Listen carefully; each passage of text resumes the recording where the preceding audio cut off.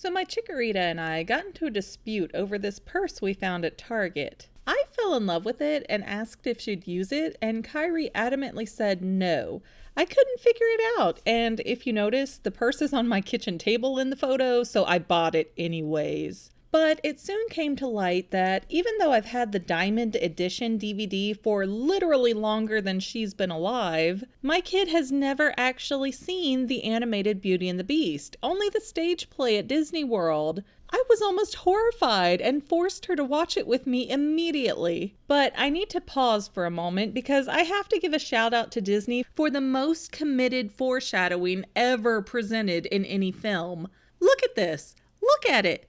LeFou has waited for Belle and her father to return home for so long that he's turned into a snowman. And as we all well know by now, Josh Gad plays LeFou in the new live-action Beauty and the Beast releasing next month. But Gad was also Olaf the Snowman in Frozen back in 2013, 12 years after the animated Beauty and the Beast was released. LeFou, Snowman, LeFou, Snowman. Coincidence? So a tip of my hat to you, Disney, for your dedication to keeping us theorizers on our toes with your little details.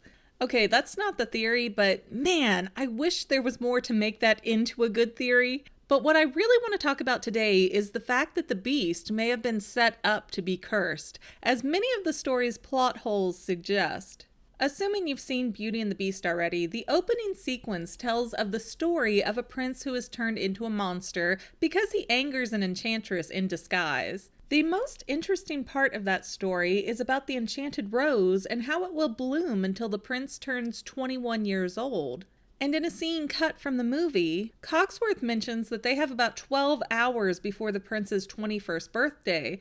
Now, it's never stated how long the prince has been a beast, but it's been long enough that the villagers, who are no more than a few miles away, seem to have no idea that a castle is just a short ride away from their homes. And this whole opening scenario raises a lot of issues for me. One, that means that the beast has been cursed for quite a number of years, because otherwise there would be a lot of superstition surrounding the woods where his castle resides. But then we have Chip present, who has to be at least 10 years old, and since teapots can't reproduce, or so I assume, that means Chip was already alive when he was cursed. And since the Be Our Guest song tells us 10 years we've been rusting, needing so much more than dusting, and in the deleted scene, Cogsworth confirms that the Beast is 20 during the movie.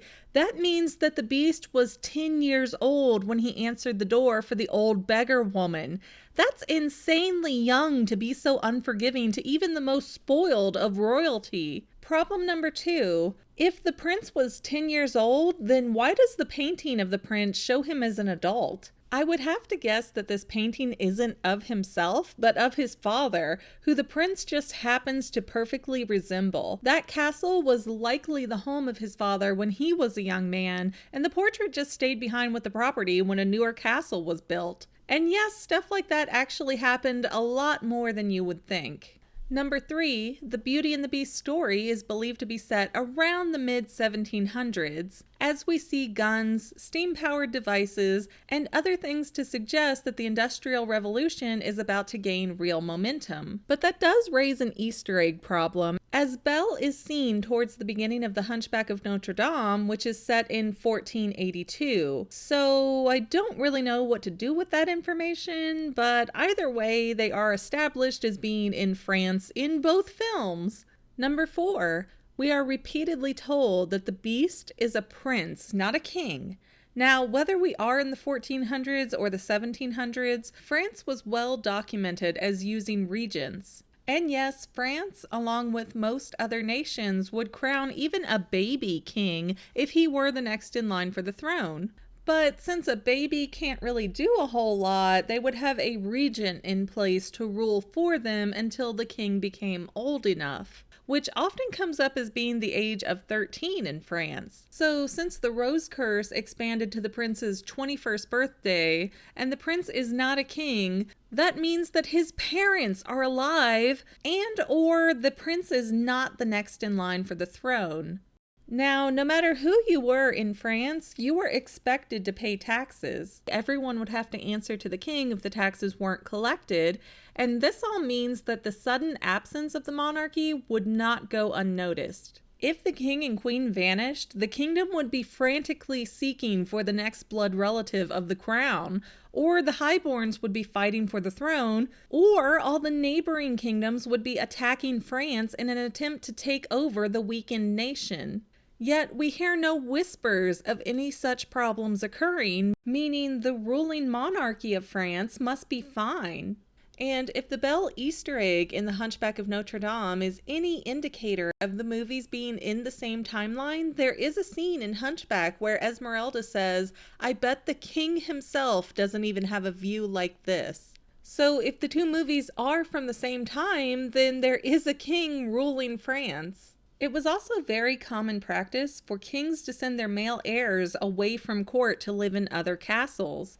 I know, a lot of us hear castle and old-timey days, and we automatically assume that that's where the king lives. But as time went on, newer and newer castles were built, and the old ones either housed nobles or hid away princes so that they would not be killed if someone came after the royal family, either through a revolution or by poison or whatnot. They usually kept the location of any male heirs secret. It was really just considered safer to keep the male heirs away from wherever the rest of the family was staying. And I mean, these royal kids would be taken away as babies under the hopes of securing their safety. Problem number 5. Did part of the curse include the wolves in the woods to help keep people away from the castle? Although we don't know what the alternative path held, the wolves seem to specifically be lurking outside of the beast's castle to ensure that he stay in and everyone else stays out. Because even though the beast is huge, he seems to go down pretty quickly after fighting all of those wolves off, and then he goes down again later after he gets one small stab wound from Gaston. So the beast actually looks a lot more powerful than he really is, so the wolves would be a good tool for keeping him trapped, and the wolves would keep other people from getting all the way to the front gate of the castle. I mean, by the reactions we see in the movie when Maurice shows up, no one has come to investigate what happened at this castle since the transformation occurred. Seriously, in 10 years, no one has come to check this out? The wolves have to be playing a part to that, right? So I theorize that the castle the beast lived in is one of those long abandoned castles, and our prince was an heir to the throne, but his parents were very much alive and well, ruling the country in another part of France. Here's what makes that interesting. The wardrobe is already stocked with several pieces of women's clothing. Whose clothes were those? I suppose you could make a case that they belong to one of the enchanted servants, but I mean, look at Belle's attire throughout her stay in the castle. She comes in wearing the clothing of a poor peasant girl, but everything she's given to wear within the palace is really nice. Certainly not the clothing that a maid would be wearing on her downtime, and by what we're shown, the maid is the only one in the castle who would have been trim enough to wear those outfits. You can't say that they were custom tailored for Belle because Belle is taken prisoner and then given the room with the wardrobe just minutes later. I suspect that those dresses had to have belonged to the beast's mother, and they were likely clothes left in the castle for whenever she would visit so that she would have less to travel with, which would suggest again that the Queen of France is still alive and ruling somewhere, otherwise her clothing would not be kept fresh and waiting for her. But then why don't we hear about his parents coming to visit and finding a hideous beast in their son's place? By the way, Lumiere talks about rusting away for 10 years and needing a chance to use their skills again. It seems as if the castle had a lot of visitors before the curse and 0 after. So why did everyone suddenly stop visiting right after a curse that they'd known nothing about was established? And I would say that the prince's parents did not visit and then run away horrified when they saw a beast. Any monarch would have come back with armed guards and killed everything in the castle, and the massacre would be legendary throughout the nearby village. Side note, I'm pretty sure that this dresser just killed somebody. So where is the beast's family, and why aren't they visiting since it's so easy to guesstimate that they're still alive?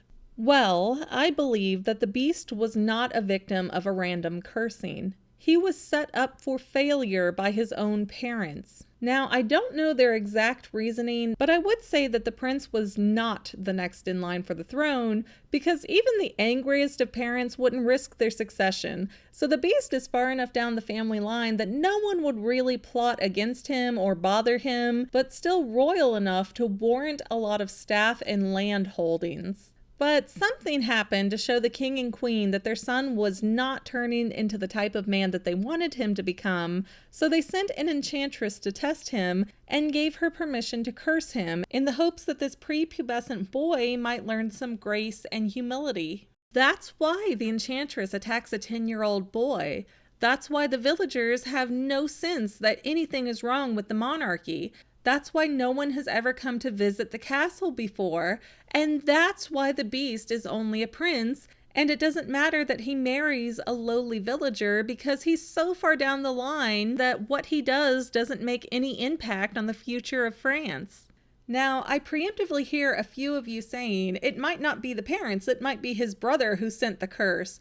And that's actually very plausible too. We could have a reverse Lion King situation on our hands where the beast's father died, his firstborn brother took the throne, created an heir, and then got very concerned that his younger brother, the beast, was a threat to his reign. If there is a child of extreme means and power who also has extreme anger issues, I can only imagine the types of threats that the beast might have made or implied, as an outward threat would be treasonous. So, being unable to outwardly kill his brother, the young king had him cursed instead. And yes, if your brother becomes the king and has his own little princes, you still keep the title of prince as the brother, so it does fit the scenario. Honestly, I only lean more towards the parents being alive because of the wardrobe readily available to Belle. But aside from that, anyone in the Beast's family could have betrayed him. Which actually, I'm going to add this part into post-production. I just consulted with a friend of mine who happens to be in this play right now, and she's playing the wardrobe. So I asked her about the clothing, and she told me that there are a lot more plot holes explained in the play. The wardrobe is actually named Madame Boucher, and the clothes used to belong to her when she was a famous opera singer. And she's got a thing going on with Cogsworth, apparently. I don't know if we can count that as canon for the movie since the play came out 2 years later, but that's some really cool extra information that I wanted to add into this video before I post it. So thank you, Sarah, for being my resource. Thanks for watching, and I hope you enjoyed enough to like, subscribe, and share this video. I've also got a lot of other videos on my channel that you are fully encouraged to go check out. Plus, you can find me on Facebook at Say Halo Goodbye, which is my gamer tag, or Twitter at _Fanily.